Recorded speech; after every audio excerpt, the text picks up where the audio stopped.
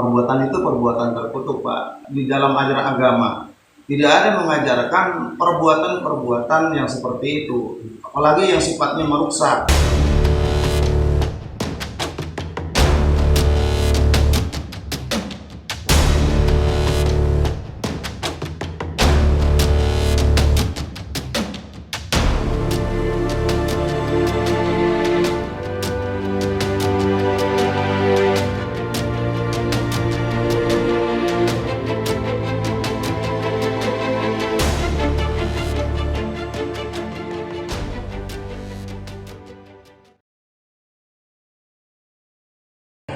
Berbeda-beda tetap satu jua.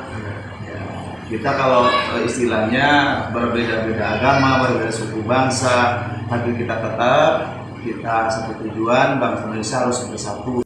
Menurut saya Bhinneka Tunggal Ika itu tentunya mengartikan keberagaman suku dan budaya Indonesia, namun kita tetap satu, yaitu bangsa Indonesia. Bhinneka Tunggal Ika artinya meskipun berbeda-beda tetapi tetap satu jua.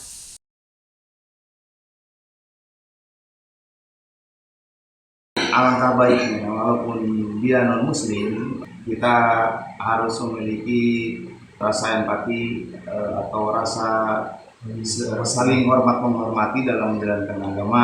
Sebaiknya ya jangan terlalu terbuka. Menurut saya selama mereka menghargai orang yang berpuasa dan mereka bisa menempatkannya, saya rasa itu tidak menjadi masalah. Perilaku tersebut sangat bertentangan dengan Pancasila, terutama sila ke-1.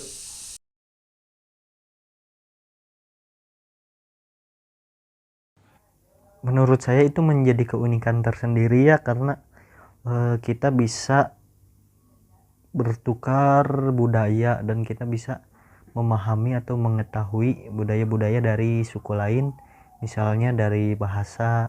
Kalau menurut saya masalah tempat itu tidak apa-apa, sebab kita masih satu wilayah dan sesuai dengan Bhinneka Tunggal Ika.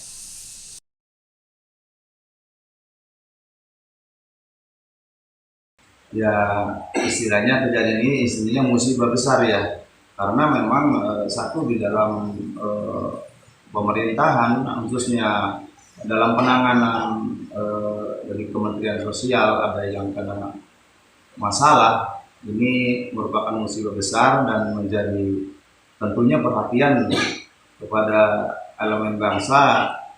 Hal-hal yang demikian jangan sampai terjadi, karena tentunya kalau orang yang istilahnya bertanggung jawabnya sudah menyalahgunakan atau dianggap menyelewengkan, maka itu akan menjadi bencana bagi suatu kepemimpinan, ataupun intinya tidak baiklah di pandangan masyarakat, apalagi ini yang mengurus tentang kesosialan. Saya rasa cukup memprihatinkan ya dengan adanya kejadian seperti itu, karena di masa pandemi seperti ini masyarakat itu sangat membutuhkan bantuan tersebut, namun malah disalahgunakan oleh pihak-pihak atau oknum yang tidak bertanggung jawab.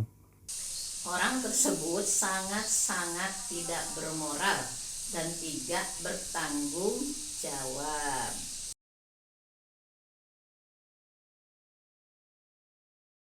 Intinya memang korupsi ini sebenarnya ada dalam diri kita sendiri, Pak. Kita tidak jauh-jauh.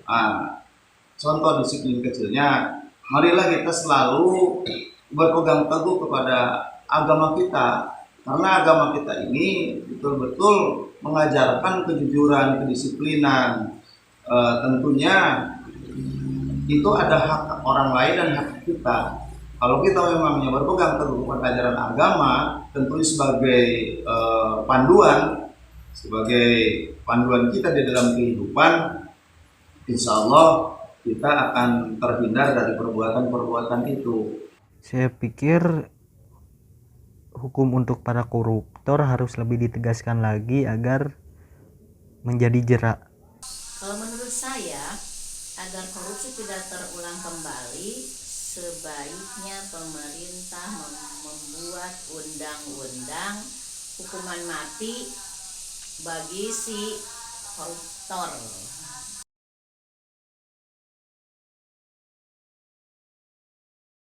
Perbuatan itu perbuatan terkutuk, Pak. Dalam rangka di dalam ajaran agama tidak ada mengajarkan perbuatan-perbuatan yang seperti itu, apalagi yang sifatnya merusak, baik merusak dirinya atau merusak orang lain, merusak apalagi ini akan membunuh orang lain atau membunuh dirinya. Itu perbuatan-perbuatan di dalam agama itu dilarang, Pak. Saya rasa itu cukup menakutkan ya, cukup menggemparkan masyarakat, dan tidak menutup kemungkinan sebagian orang akan takut untuk pergi ke tempat ibadah.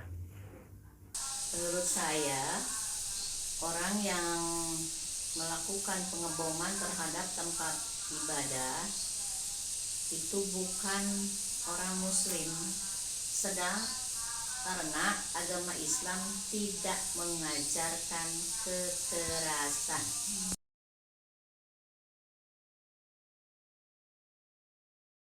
Kita harus memiliki rasa, Pak, di dalam bermasyarakat kehidupan, di dalam kehidupan sosial. Intinya kita baik sesama agama kita ataupun dengan agama yang lain. Tanamkanlah sifat hormat menghormati, junjung tinggi nilai-nilai luhur yang diajarkan baik oleh agama kita sendiri, yang dicontohkan Rasulullah SAW, ataupun memang anjuran-anjuran yang bersifat dari pemerintah. Itu kan tidak ada hal-hal yang memecah belah. Untuk itu jauhi dan hindari sifat-sifat pemecah belah ini. Tak kala muncul ada sifat-sifat pemecah belah, mengadu domba masyarakat, itu memang akan terjadi hal-hal seperti itu. Untuk itu kita sebagai masyarakat tentunya dapat menjaga informasi-informasi yang tentunya informasi itu jangan sampai mengadu domba. Saya rasa harus lebih ditingkatkan lagi dalam hal kewaspadaan. Juga masyarakat harus diberikan penyuluhan tentang dampak terorisme, bahwa dampaknya itu sangatlah negatif dan merugikan bagi masyarakat. Kalau menurut saya, agar teroris tidak terulang kembali, ya pertama kita cari dalang dan otak dari kasus-kasus tersebut. Selanjutnya buat undang-undang tentang teroris, dan undang-undang tersebut harus dilaksanakan sesuai dengan aturan yang berlaku. Agar lingkungan kita tidak terpapar teroris, maka apabila ada orang baru yang masuk ke lingkungan kita perhatikan, apalagi apabila dia itu membawa paham baru. Apabila terbukti, maka lapor kepada pemerintah setempat.